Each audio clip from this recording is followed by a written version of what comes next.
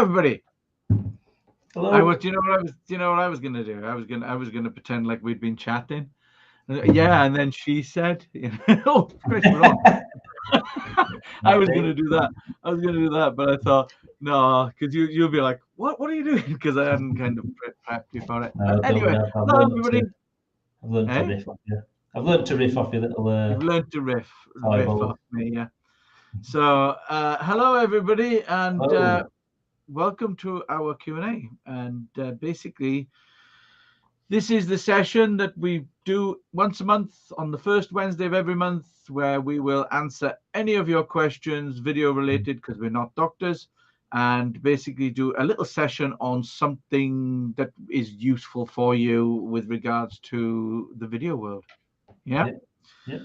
So today's little something that we're going to talk about is I'm going to go through descriptions on YouTube with you, because a lot of people don't utilize them as much as they should. Yeah. It's a really good opportunity to talk to Google and YouTube about what you're doing on the channels and stuff like that.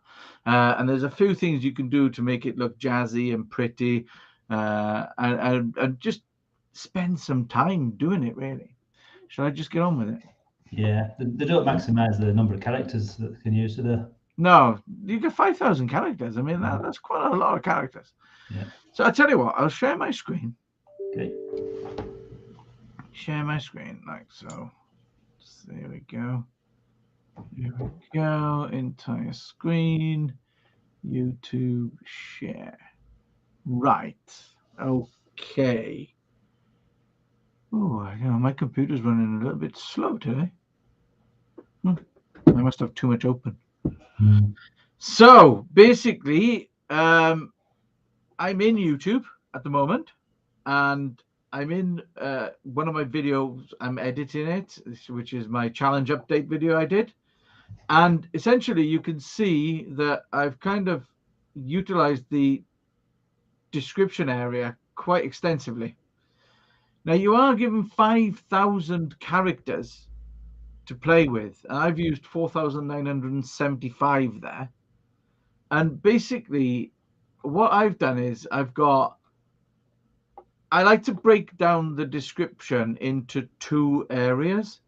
Where the first area where we focus on our business and what we do and what our content's going to be about, and our channel, what it's going to all be about. Yeah, that's the first thing. Now, the best thing about YouTube is that you can use the upload defaults. So if you go into the studio and you go into settings, you can go to upload defaults, and in the description you can actually see from this underscore all the way down, all this stuff here is relevant to what we do as a business and our content and what it's going to be about. Yeah. So when I do that, when I upload my video, essentially, as you can see, there's the underscore all the way down. All that and all the way down there is basically uploaded for me. I don't do anything. I upload a video, Mick uploads a video, that goes on automatically. The second part is this bit, which is literally a description about what the video is going to be about.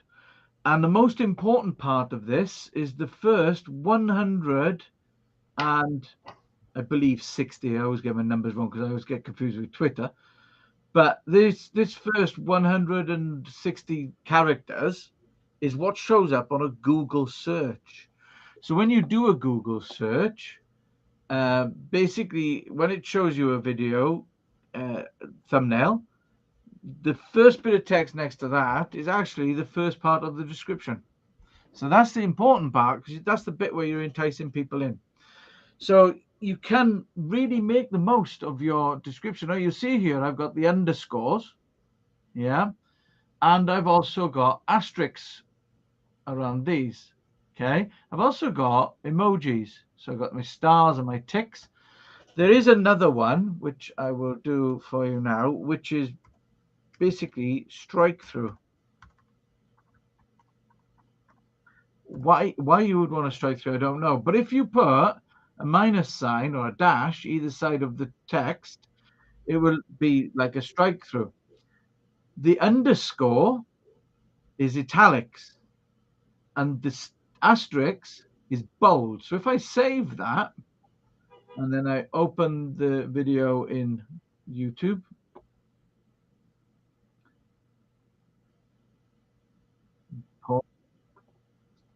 pause it. Oh, come on, just pause. Told you my computer's playing a bit silly. If I go here, you can see there that the text has now been struck through. The text here is in italics, and the text here is bold, and I've used italics there as well. Yeah. Now let's talk about links. Okay. It's useful though, isn't it, that to highlight certain stuff that you want the people to see. Yeah, you want to, you know, if somebody does look at the description, I look at the description now and then on some videos I watch.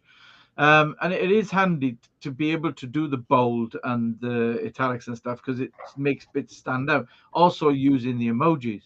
Yeah, I just can't see how you'd use a strike through. I don't get the strike through. I really don't. Oh, look, here's some text I didn't want. How does that even make sense? You know? Yeah. But another thing to point out here is that basically when you use links, put the links to all of your socials and your website and everything else in your description.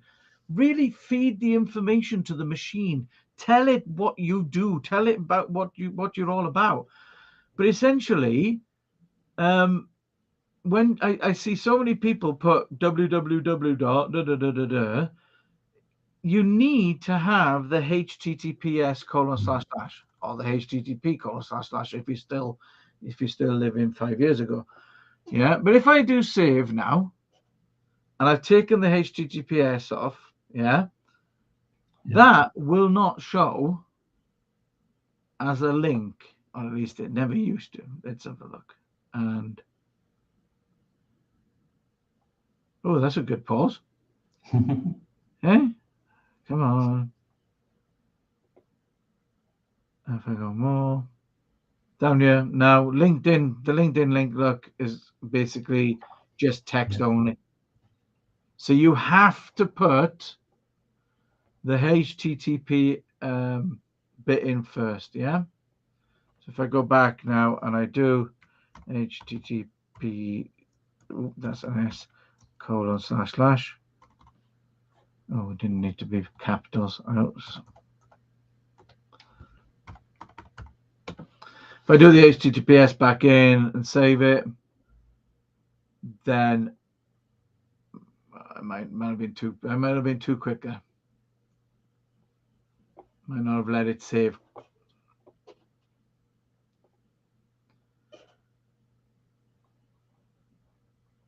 And then I go back down to it. Then you can see that's now an actual clickable link. Yeah.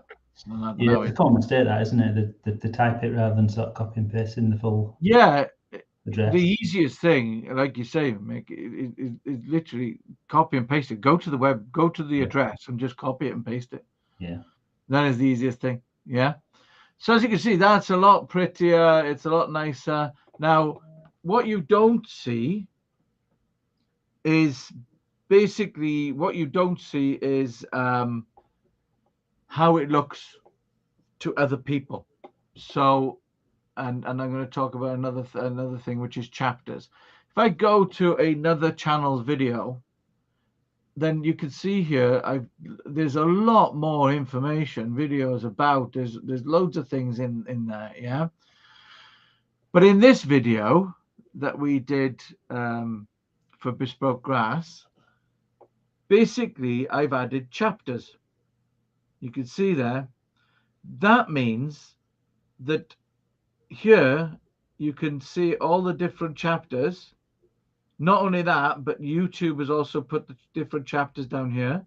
So I can literally click add in the sand and it goes to that part of the video. But to add chapters, you do it in the description. And it is so easy. you literally, you type in the time code. So you will always start at 0. And then, so in this case, the time code is 0 till 8 seconds, and it's an introduction. So all I have to do is the section that I want. Now I know that marking out the site starts at 8 seconds. So I just put 8 seconds. And then you break it down into the different things.